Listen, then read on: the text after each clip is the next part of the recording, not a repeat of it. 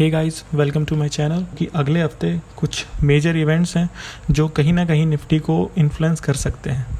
World market में अगर मैं बात करूं तो मोटा मोटी मेरे 4 इंडाइसेस हैं जो निफ्टी को इन्फ्लुएंस करते हैं, जिनमें सबसे पहला आता है आपका यूएस टेक जिसको नेस्डैक बोलते हैं, यूएस 30 जिसको डाउ जोन्स बोला जाता है, तीसरा आता है मेरा डेक्स जो जर्मनी में ट्रेड होता है, और चौथा है मेरा निकाई जो कि जापान में ट्रेड होता है। हुआ आपका नेस्डैक जो कि आपकी ये समझ लो कि वर्ल्ड की जो मेजर आईटी कंपनीज़ हैं वो इसके अंदर ट्रेड होती हैं। दूसरा होता है आपका डाउ जोन्स जो कि आपका बेसिकली मोटा मोटी 2 सेक्टर से मिलके बना है, एक तो ऑयल और दूसरा है बैंकिंग। तीसरी बात कर लें डेक्स, उसमें लगभग सभी सेक्टर्स हैं जो आपकी निफ्टी के अंदर है। निकाई उसमें भी ऐसा ही है। आप मेजरली यूएस टेक नेस्डैक को देखना और डाउ जोन्स, डेक्स और निकाई। फर्स्ट ऑफ ऑल सबसे पहले मैं देखता हूँ नेस्डैक को। नेस्डैक में जो बॉटम से बाइंग आई थी आपकी कोविड क्रैश के बाद, और उसके बाद आपकी प्रॉफिट बुकिंग भी चली जो कि बना मेरा एक फ्लैग। उसके बाद जितनी बाइंग कोविड क्रैश के बाद आई थी उसका अगर हम क्लोन करके उतनी ही मूवमेंट मेरी आ चुकी है। ऐसा ही आप निफ्टी में भी देखते हो। तो यहाँ पे मोटा मोटी देखें तो एक रिजेक्शन फेस हो सकता है नेस्डैक में, यहाँ पे एक रिजेक्शन फेस हो सकता है। और आपके एक्सचेंजर के रिजल्ट भी आए थे, वो भी कुछ खास थे नहीं, और अगले हफ्ते जो इवेंट्स हैं वो भी कहीं ना कहीं हिट तो करेंगे मार्केट को। ये तो बातें हो गई आपकी वीकली टाइम फ्रेम पे। अब मैं मूव करता हूँ थोड़ा 1 डे की टाइम फ्रेम पे। अब 1 डे की टाइम फ्रेम पे आपका क्या हुआ है कि आपने एक ब्रेकआउट दिया, उससे पहले आपने एक कंसोलिडेशन किया। जो कंसोलिडेशन की जो बाइंग है ब्रेकआउट के बाद, उसके टारगेट भी लमसम इसी रेंज के आसपास आ रहे हैं। तो यहाँ से मेरे को एक क्लू ये मिल रहा है कि नेस्डैक में कहीं ना कहीं सेलिंग हो सकती है। दूसरी बात करें हम डाउ जोन्स की, तो डाउ जोन्स में डेली टाइम फ्रेम पे आपका टॉप पे एक ट्रेंड लाइन है, बॉटम पे एक ट्रेंड लाइन है, आपका एक ट्रायंगल टाइप का बन के आ रहा है, और एक अहम लेवल है जो कि आपका बीच कहीं में है 39,000 के नीचे जब गए हो आपने सेलिंग दिखाई, रीटेस्ट, दोबारा सेलिंग, एक डब्ल्यू बना के ब्रेकआउट, टॉप की ट्रेंड लाइन रीटेस्ट, और यहाँ पे सपोर्ट, दोबारा ब्रेकडाउन रीटेस्ट, यहाँ पे रीटेस्ट, सेलिंग।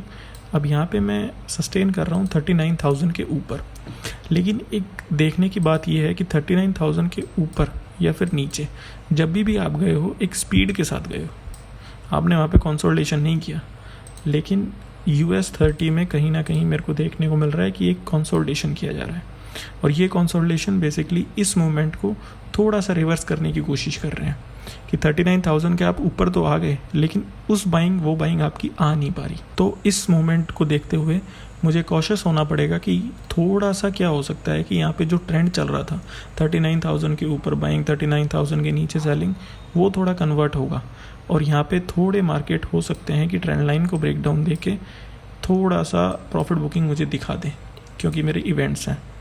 डेक्स में अगर बात करें तो डेक्स में अर्ली स्टेजेस पे एक एचएनएस बन रहा है, हेड एंड शोल्डर बोलते हैं जिसको, और यहाँ पे कंफर्मेशन क्या आ रहा है कि जो लेफ़्ट शोल्डर है उसका हाई नहीं तोड़ पा रहा राइट शोल्डर, अभी बना नहीं है, अर्ली स्टेजेस में। तो थोड़ा सा हम क्या है कि अपनी तरह से पॉसिबिलिटी लगाएंगे, तो कहीं ना कहीं यहाँ भी रिजेक्शन मेरे को देखने को मिल रहे हैं। निकाई की बात करें तो निकाई प्रीवियस स्विंग के आसपास है जहाँ से आपने सेलिंग दिखाई थी।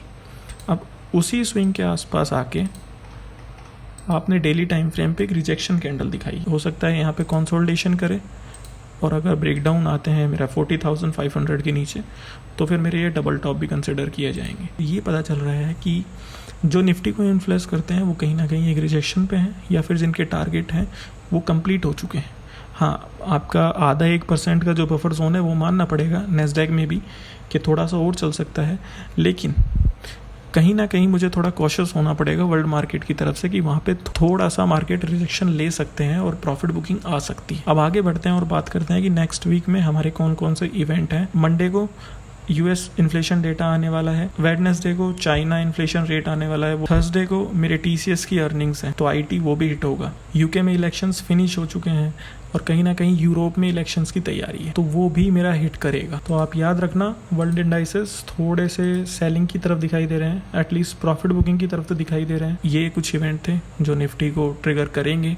इन्फ्लेशन डेटा मेन होगा 8 जुलाई को शाम को आएगा 6 बजे, वो आपको देखना पड़ेगा। प्रीवियसली 3.2% था, अब की बार अगर थोड़ा बढ़ के आता है तो उसके चांसेस ज़्यादा होंगे, क्योंकि कहीं ना कहीं क्रूड ऑयल थोड़ा ऊपर सस्टेन कर रहा है, और क्रूड ऑयल जब भी ऊपर सस्टेन करता है डाटा थोड़े नेगेटिव होते हैं। उसी डाटा के ऊपर जो फेड है वो रेट कट की बातें करेगा, इंपॉर्टेंट होगा, उसको ट्रैक करते रहिए, वर्ल्ड मार्केट देखते रहिए। ये एक छोटी सी वीडियो थी, क्योंकि वर्ल्ड मार्केट से भी थोड़े क्यूज़ लेने में कोई दिक्कत है नहीं।